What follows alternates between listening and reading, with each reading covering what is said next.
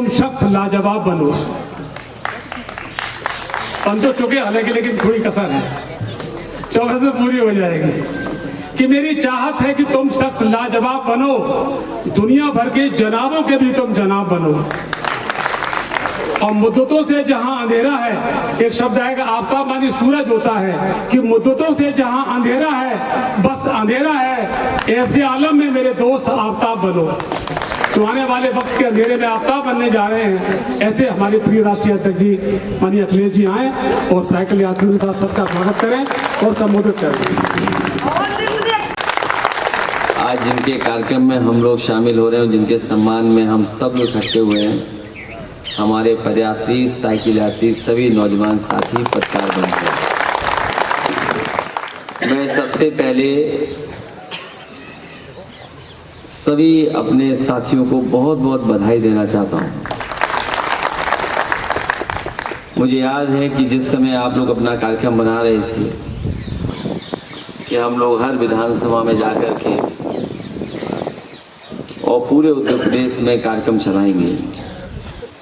जब पदयात्रा शुरू हुई थी उस समय लोकतंत्र बचाओ संविधान बचाओ यात्रा थी और उसको कई जिलों में आप वहां पर समाजवादी पार्टी के नेता, समाजवादी पार्टी के चुनाव लड़ने वाले या विधायक आपकी यात्रा में लगातार शामिल हुए हैं। मैं उनको भी धन्यवाद देता हूं, बधाई देता हूं उन्हें भी कि कई जगह तो ऐसे ऐतिहासिक कार्यक्रम आपने देखे होंगे कि आपको खुद लग रहा होगा कि ये कार्यक्रम इतने बड़े कैसे हो रहे, कैसे जन समर्थन मिल रहा है। बस्ती का कार्यक्रम, अयोध्या का कार्यक्रम, और आप खुद जानते होंगे कि समाजवादी पार्टी कहाँ मजबूत है। आप ये भी जानते होंगे कि समाजवादी पार्टी का कौन सा नेता समाजवादी पार्टी के प्रति पूरी ईमानदारी से समर्पित है। और आपको ये भी समय समय पे देखने और सीखने का मौका मिला होगा कि कितनी तकलीफ और परेशानी होती है। कभी खाना अच्छा मिला, कभी खाना नहीं मिला, कभी मन का मिला, कभी अपने हिसाब से किया होगा। और जिस तरह का मौसम, जिस मौसम शुरू किए थे, मैं जानता हूं अब ये लोहिया वाहिनी के जितने नौजवान चल चुके हैं ये, और जिन्होंने यात्रा के बारे में सुना है, समझा है, देखा है, उन्हें न सर्दी की परवाह होगी, न गर्मी, न बरसात की, हर मौसम का ये मुकाबला कर लेंगे। कई साथी बीमार हुए, मुझे पता है, गंभीर बीमारी भी हुई, लेकिन उन्होंने परवाह नहीं की। हालांकि कुछ बीमारियां ऐसी हैं अगर उनका ध्यान न दिया जाए तो नुकसान बड़ा हो सकता है। हमने आपने अखबारों में भी पढ़ा है, डेंगू जैसी मामूली बीमारी को भी सरकार में इलाज नहीं मिला। 100 किलोमीटर से ज़्यादा आपने पदयात्रा और साइकिल के माध्यम से लोगों के बीच में की। शायद देश में बहुत ही कम दल के नेता रहे होंगे, नौजवान रहे होंगे, जिन्होंने इतनी बड़ी यात्रा की होगी। और अभी यात्रा ये खत्म नहीं हुई है, ये यात्रा अभी और चलनी है। ये बीच में इसलिए विराम लगा है क्योंकि चुनाव हमारे सामने है। कुछ दिन की छुट्टी और उसके बाद चुनाव के बाद आपको उत्तर प्रदेश फिर घूमना है।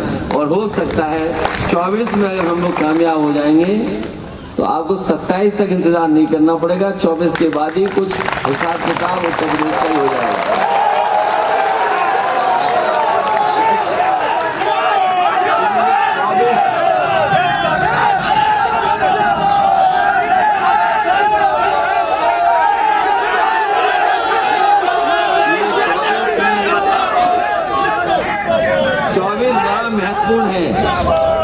ये 24 बहुत महत्वपूर्ण है।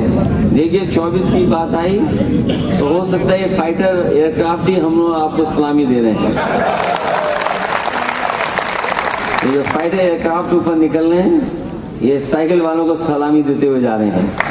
तो 24 में जीत होगी हम लोगों की। अगर ये स्टेडियम लखनऊ में हुआ होता और उन्हें आशीर्वाद बहुतों का मिलता है, टीम को आशीर्वाद एक तो भगवान विष्णु का मिलता, क्योंकि कान्हा नाम से है वो स्टेडियम। बीजेपी वालों पे रहा नहीं गया, उन्होंने अटल बिहारी वाजपेयी जी के नाम पे कर दिया। अगर वहां पर मैच होता तो भगवान के साथ साथ अटल बिहारी वाजपेयी जी का भी आशीर्वाद मिलता और इंडिया जीत गई होती। अब सुनने में आ रहा है कि वहां की पिच भी गड़बड़ थी और जो लोगों की तैयारी थी वो तैयारी आधी अधूरी रह गई। इसलिए कभी कभी समय बताता है कि अब समय उनका नहीं है, समय दूसरे लोगों का आने वाला है। जहां तक सैफई का सवाल है, मैं आप सबको बधाई देता हूं कि नेताजी को कल हम लोग याद करेंगे। उनका जन्मदिन मनता है, मनता रहा, कल मनाएंगे। उससे पहले आपकी यात्रा सैफई में खत्म हुई। इससे बड़ी बात और क्या हो सकती है कि जहां से हमें साइकिल मिली, जहां से नेताजी ने समाजवादियों को जगाया और न केवल सैफई के लोगों को जगाया बल्कि देश के लोगों को जगाया, और उन्होंने साबित किया कि गांव आर्थिक और सामाजिक रूप से अगर संपन्न होगा तो कितनी खुशहाली आएगी।